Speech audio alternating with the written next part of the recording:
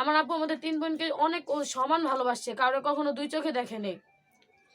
এখন আর কি অনেক কষ্ট হয়ে যায়। আগে যেরকম অনেক ভালো ছিলাম, কিন্তু এখন আর কি অনেক কষ্ট হয়ে যায়। আম্মুর একার কাজ, 14,000 টাকা বেতন, এই দিয়ে ঘর ভাড়া 5,500 6,000।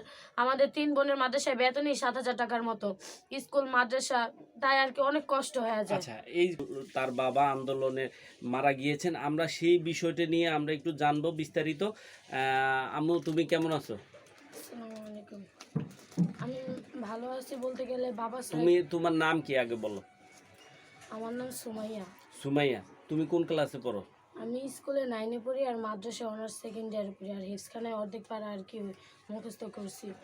আমরা আচ্ছা, সে আচ্ছা, তুমি তোমার ভাই বোন কয়জন? আমরা 3 বোন। 3 বোন। তোমার বাবা কি করতেন? আমার বাবা রাজমিস্ত্রি কাজ করতেন। রাজমিস্ত্রি কাজ করতেন। মা কি করেন? আমার মা গার্মেন্টস